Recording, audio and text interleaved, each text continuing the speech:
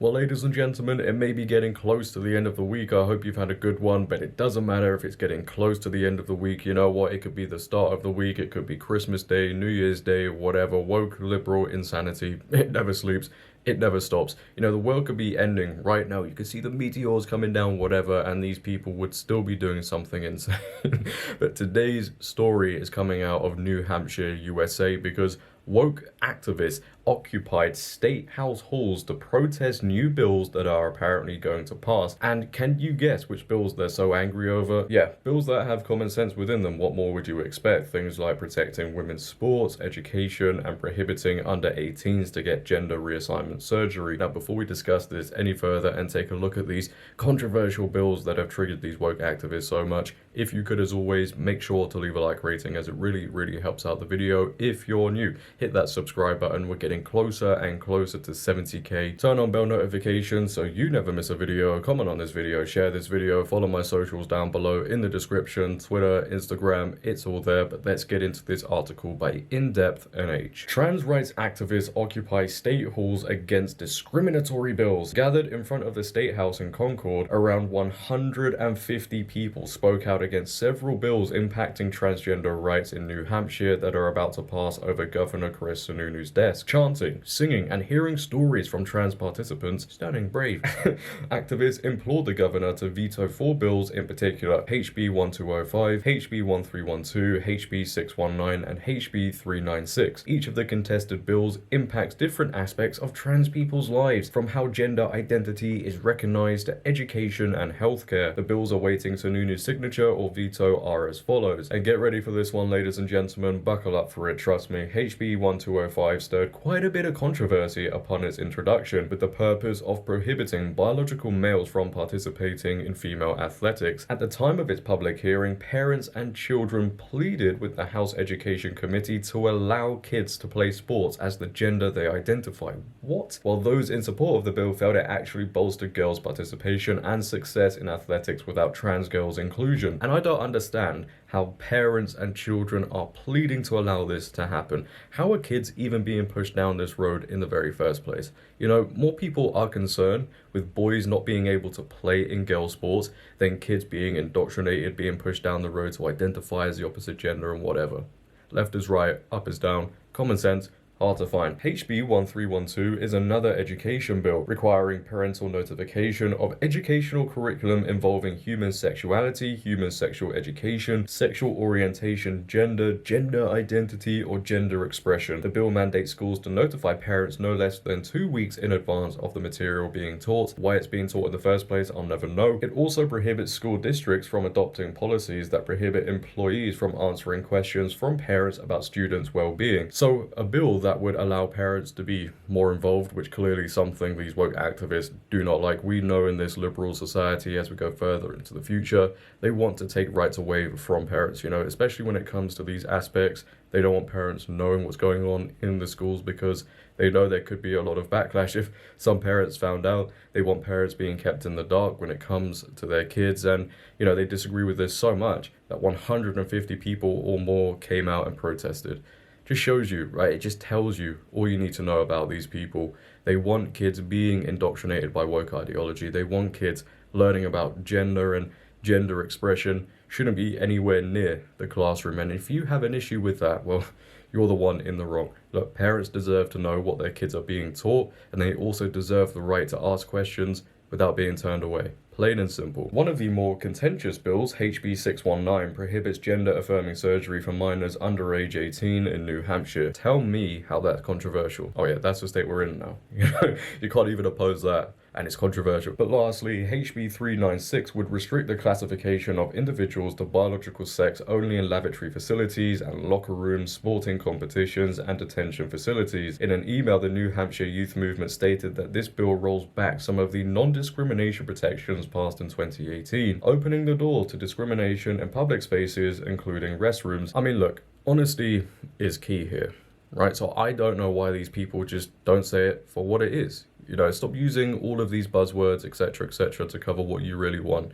You want men who identify as women going into their lavatories, their locker rooms, sporting competitions, detention facilities, etc., etc.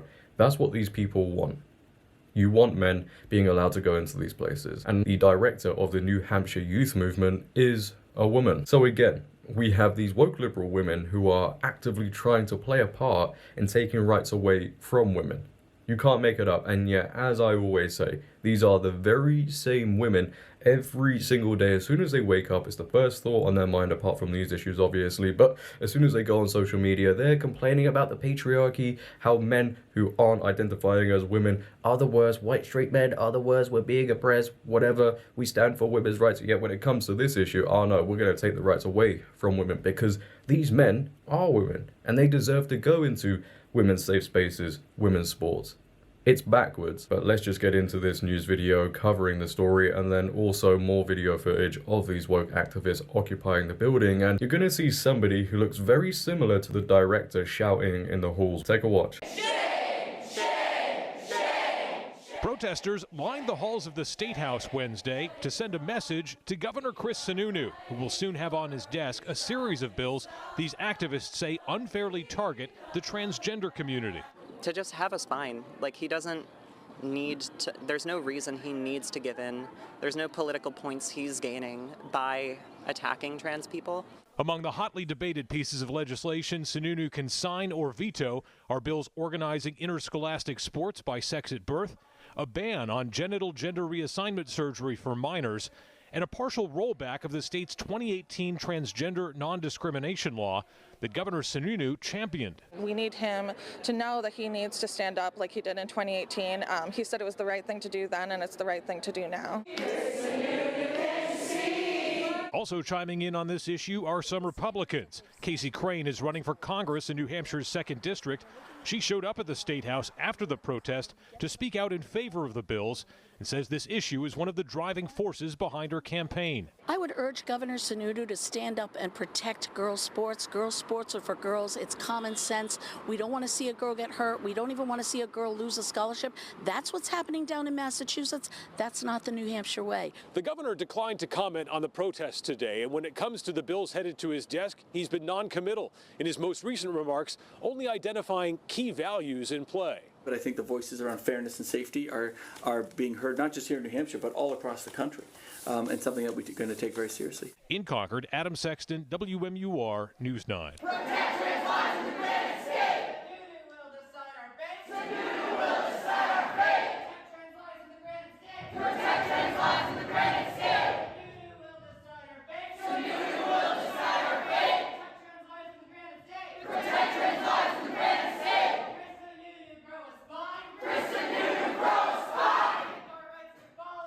Don't take our rights to fall in line! I mean, all jokes aside here, let's just hope the actions of these woke activists don't change the mind of this governor, because we know the pressure these woke activists put on people can, make them backtrack on certain things. I hope it doesn't happen here, because there are bills that would protect women and children from woke agendas, and that is always good to see. But I do find it interesting that the mainstream media probably won't cover this, right? They won't even touch it. But if it was the other way around and people on the right, let's say, were doing something similar, lots of airtime.